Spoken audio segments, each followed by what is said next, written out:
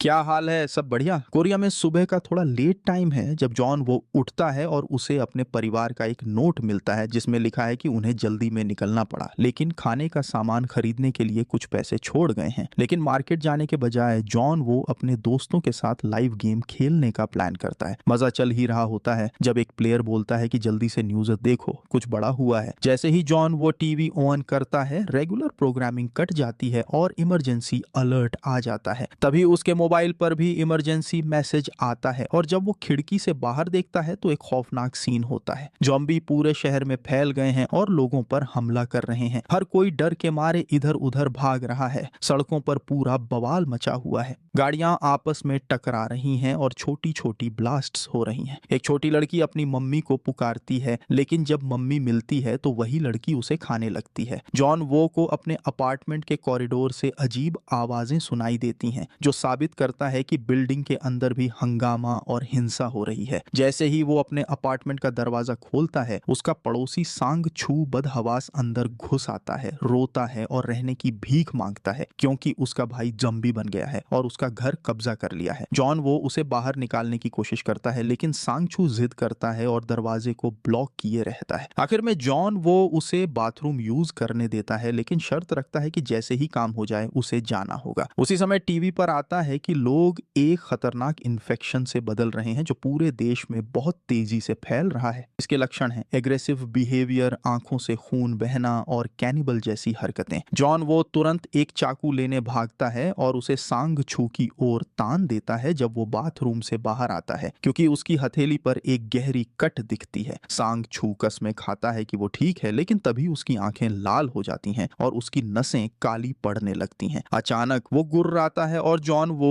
पर झपटता है, लेकिन जॉन उसे धक्का मारकर बाहर फेंक देता है और अपार्टमेंट का दरवाजा बंद कर देता है। पीप होल से देखता है कि एक बड़ा जंबी सांगचू को खींच कर ले जा रहा है। खून अपार्टमेंट में बहने लगता है। जॉन वो जल्दी से दरवाजे को ब्लॉक करता है, फ्रिज को उसके सामने खिसकाकर। वो बार बार अपनी फैमिली को कॉल करता है, लेकिन नेटवर्क नहीं मिल पाता। फिर उसे अपनी माँ का मैसेज आता है कि वो ठीक हैं, लेकिन घर वापस नहीं आ सकते। वो माँ उसे कहती है कि अपार्टमेंट के अंदर ही रहना और किसी तरह सरवाइव करना। टीवी पर एक रिपोर्टर कहता है कि लोगों के पास 60 दिन के खाने और पानी का स्टॉक होना चाहिए। ये सुनकर जॉन वो पछताता है कि उसने मार्केट क्यों नहीं गया। अब वो खाने को रेशन करता है और एक पोस्ट इट पर तुझे जिंदा रहना है लिखकर फैमिली फोटो पर चिपका देता है। अगली सुबह टीवी पर एक प्रोफेसर आता है और समझाता है कि ये ज़ॉम्बी एक म्यूटेटेड वायरस से बने हैं जो ब्रेन के राइट साइड को अफेक्ट करता है। जॉन वो अब भी कॉल नहीं कर पा रहा, लेकिन सोशल मीडिया पर बहुत सारे लोग अपने रिश्तेदारों को ढूंढ रहे हैं और अपने एड्रेस महजिंदा के साथ पोस्ट कर रहे हैं ताकि कोई मदद आ जाए। जॉन वो भी एक पोस्टर पकड़े हुए अपनी फोटो लेता है जिसमें उसका एड्रेस है और उसी टैग के साथ पोस्ट करता है,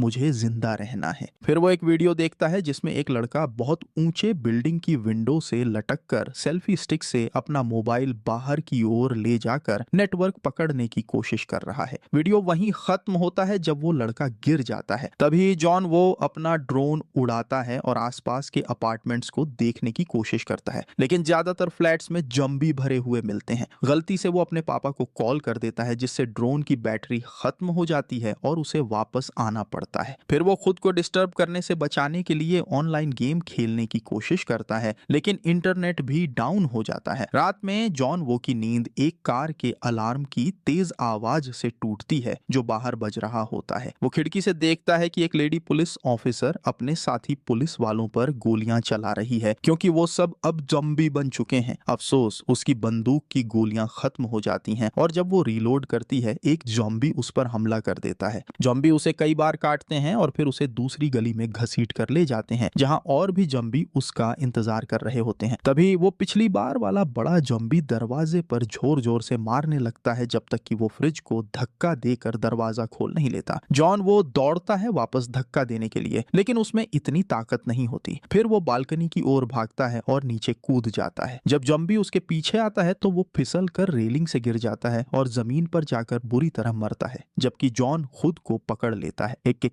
हुई हाँ, ये नीचे देखने पर उसे वही पुरानी ज़ॉम्बी भीड़ दिखती है और वो देखता है कि अब वो लेडी पुलिस भी ज़ॉम्बी बन चुकी है। इसके बाद वो दरवाजे को और मजबूती से बंद करता है और उदास हो जाता है जब जब देखता है कि उस जंबी ने अंदर आते वक्त उसका लगभग सारा खाना बर्बाद कर दिया। उसी रात जॉन वो अपने फॉलोअर्स के लिए एक वीडियो बनाता है और बताता है कि वो इस हालत से कितना डरा हुआ है। 7वें दिन जॉन वो अपने पापा की शराब पीने लगता है और खिड़कियों पर रंगीन कागज चिपका देता है ताकि बाहर से कोई देख न सके। टीवी पर न्यूज में बताया जाता है कि ये इन्फेक्शन सिर्फ खून के संपर्क से फैलती है, तो जब तक कोई काटे या गहरा जख्म न हो तब तक इंसान सेफ है। जॉम्बी अब पहले से ज्यादा ताकतवर और शार्प हो गए हैं। एक टेम्पटिंग एड देखकर जॉन वो एक प्लेट रैमेन खा लेता है और फिर नोटिस करता है कि उसी पर लिखा था कि ये उसकी आखिरी खाने की चीज थी। गुस्से में वो अपनी पानी की बोतल गिरा देता है और फिर टैप से पानी लेने जाता है, लेकिन पता चलता है कि अब पूरे अपार्टमेंट में पानी बंद हो गया है। आखिर में वो टेबल पर बचे हुए कुछ बूंदों को चूस लेता है।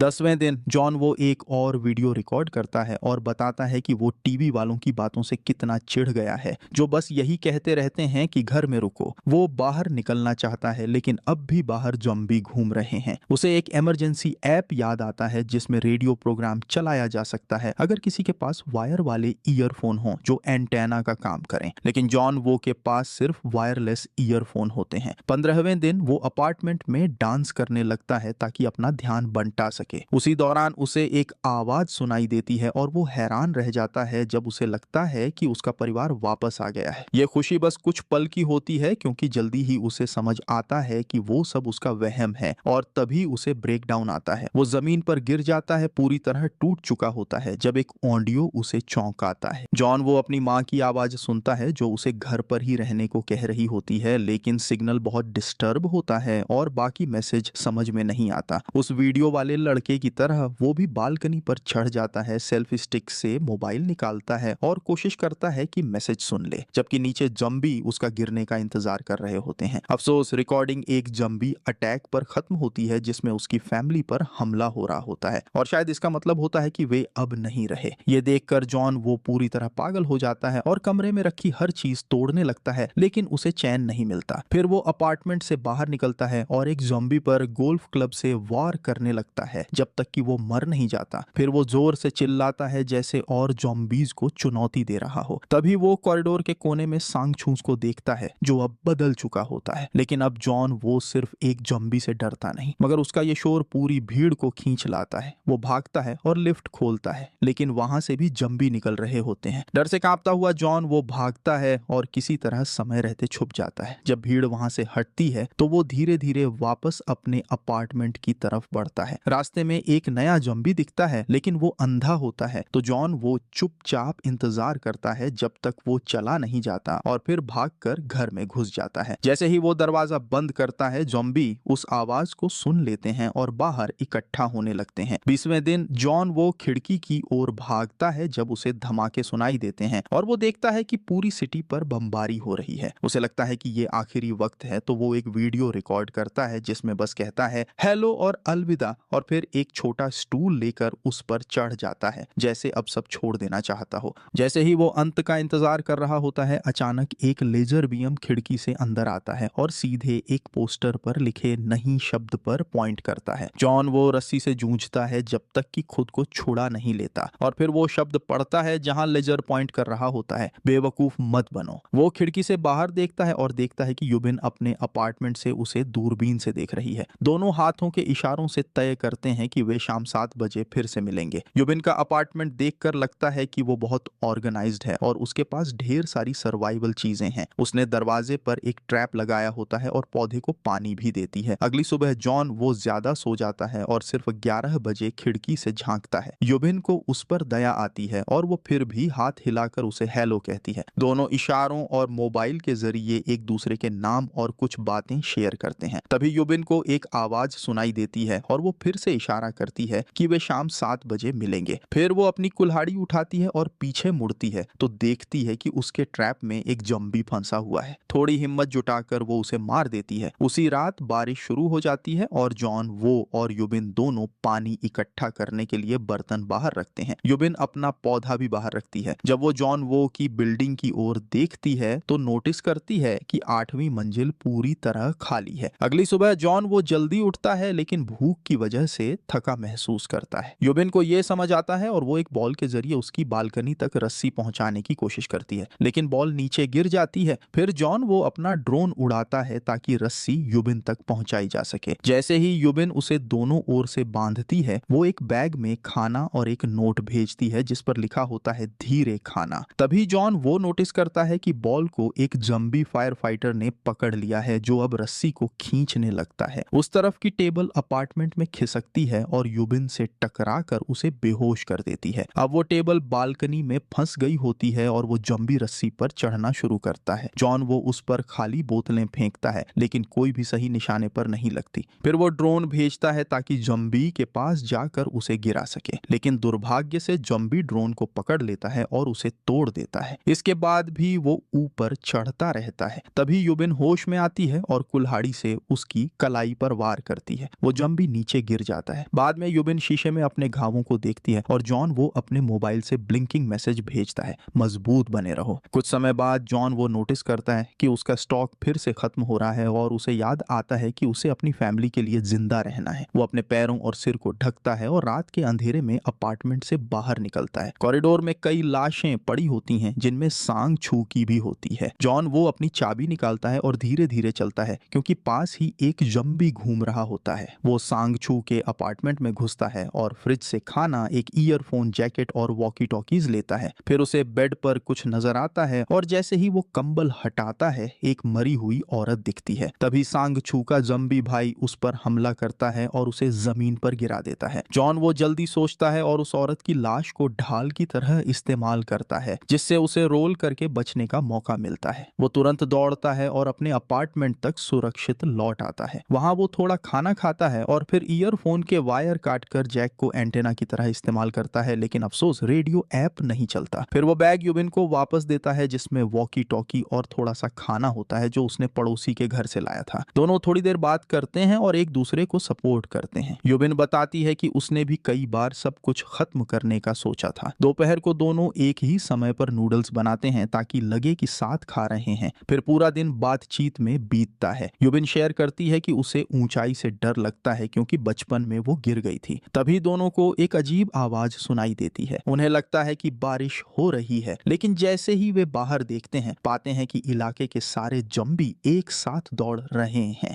क्योंकि वे अब इमारतों में घुस रहे हैं, बाकी बचे लोग जमीन पर चुपचाप रहने की कोशिश करते हैं। लेकिन युबिन गलती से एक शेल्फ गिरा देती है जिससे ज़ॉम्बी उसका ध्यान करने लगते हैं। डर के मारे उसे लगता है कि अब उसका अंत है, लेकिन जॉन वो को याद आता है कि सारे अपार्टमेंट आपस में जुड़े हैं, तो वह युबिन के पड़ोसी को कॉल करता है। मोबाइल की रिंगटोन ज़ॉम्बी का ध्यान दूसरी ओर खींच देती है। अब जब उनके अपने अपने फ्लोर पर रहना बहुत खतरनाक हो गया है, युबिन जॉन वो को 8वीं मंजिल पर एक खाली फ्लैट के बारे में बताती है और दोनों तय करते हैं कि वहां मिलेंगे। जॉन वो कोई प्लान बनाना चाहता है, लेकिन युबिन एक टेबल और रस्सी की मदद से खिड़की से कूद जाती है और सुरक्षित लैंडिंग करती है। जंबी तुरंत उसके पीछे भागते हैं, लेकिन युबिन अपने जबरदस्त रिफ्लेक्स और कुल्हाड़ी से लड़ाई के दम पर या तो उन्हें चकमा देती है या हरा देती है। जब वो दूसरे बिल्डिंग के करीब पहुंचने वाली होती है तो उसे पुलिस वाली की बंदूक मिल जाती है। तभी एक जंबी उस पर कूदता है, लेकिन इससे पहले कि वो काट पाए, जॉन वो अपने गोल्फ क्लब से जंबी को मार देता है। अब दोनों एक टीम बन जाते हैं और जंबियों को मारते हुए दौड़ते हैं। जैसे ही वे बिल्डिंग में पहुंचते हैं, दरवाजा बंद करते हैं और शीशा टूटने से